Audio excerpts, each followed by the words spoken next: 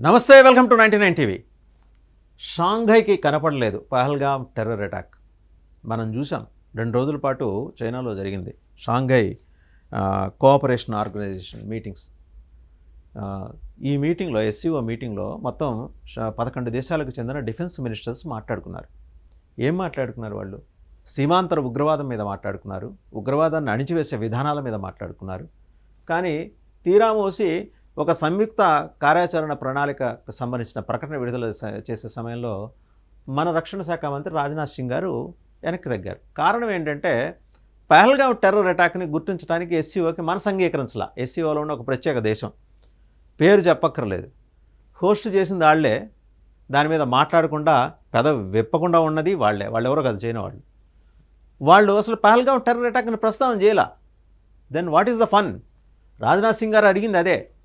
ఏమంటే అసలు మరి ఇక్కడ కూర్చొని మాట్లాడుకుంటున్నదే సీమాంతర ఉగ్రవాదాన్ని అణిచివేయడానికి డిఫెన్స్ రక్షణ శాఖ మంత్రుల స్థాయిలో 11 దేశాలు కూర్చున్నాం, మాట్లాడుకున్నాం.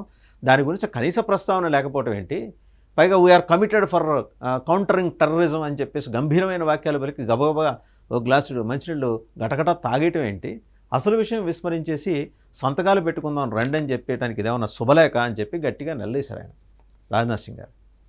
ఆయన అసలు one country has objected to terror concerns స్పష్టంగా చెప్పాడు. ఆయన మొహాటపడలా రాజ్నాథ్ సింగ్ గారు.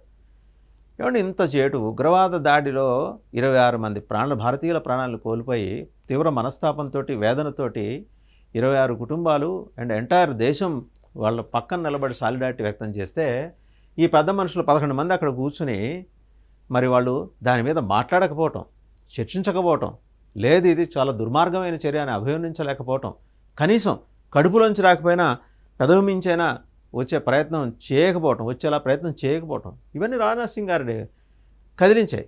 మొహమాటలైన సంతకం పెట్టని పొమ్మన్నాడు ఆయన. Yes, is right. దేశాన్ని పిలిచారండి, ఇంటికి పిలిచారు, మీ ఇంటికి పిలిచారు, అతిథి అన్నారు నన్ను, మర్యాద మీరు చేయాలి, నాకు ఈ మర్యాద కావాలని నేను అడగకూడదు కదా. రాజ్నాథ్ సింగ్ గారు కూడా అన్నది అదే.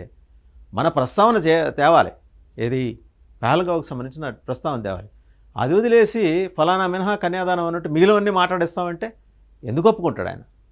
భారతదేశం ఎందుకు ఒప్పుకుంటుంది? అదే విషయాన్ని ఎవరు చెప్పాలంటే ministry of external affairs spokesperson Randhir Jaiswal media అడిగిన ప్రశ్నకి ఆయన చెప్పారు. వాస్తవంగా విదేశీ మీడియా కూడా ఏం రాసింది అంటే, the defence ministers meeting of the Shanghai Cooperation Organisation held in China's Qingdao, Rajnath Singh did not sign the communique due to the omission of the Pahalgam terror attack and not having India's concerns over Pakistan backed cross border terrorism explicitly addressed.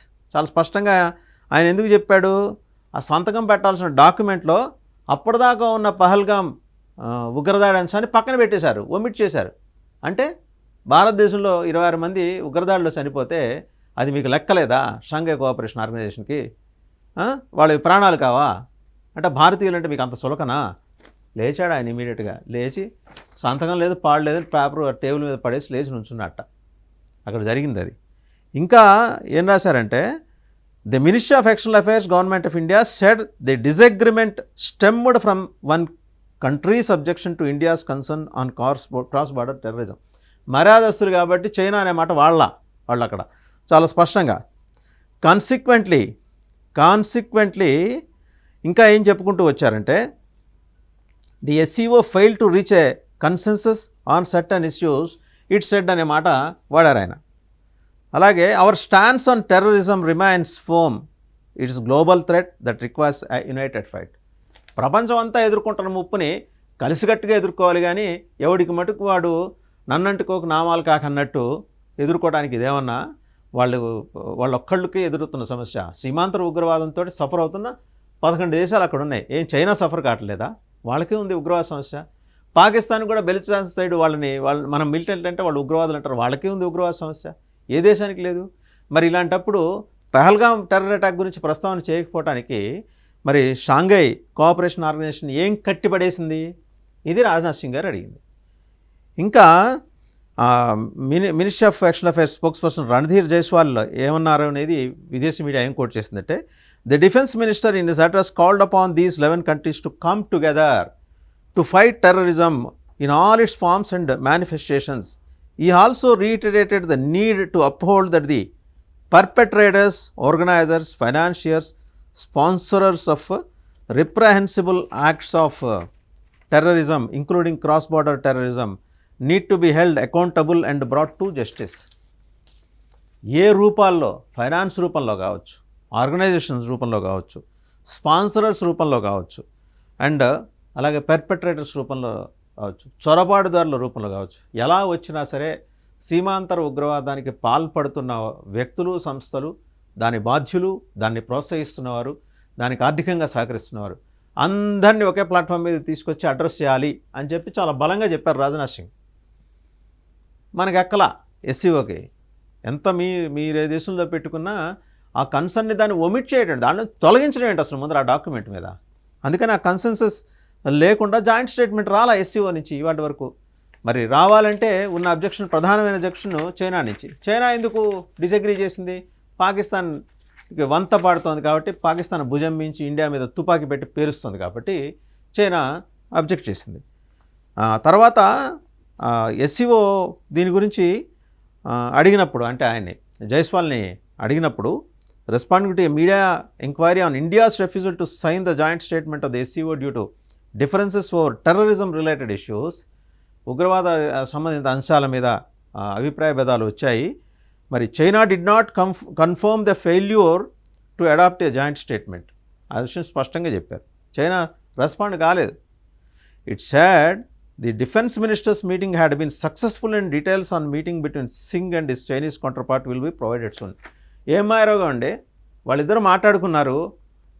China defence minister, భారత రక్షణ శాఖ మంత్రి రాజ్నాథ్ సింగ్ గారు మాట్లాడుకున్నారు. వాళ్ళిద్దరూ మాట్లాడుకున్న అంశానికి సంబంధించిన వివరాలు తర్వాత వెల్లడిస్తారట.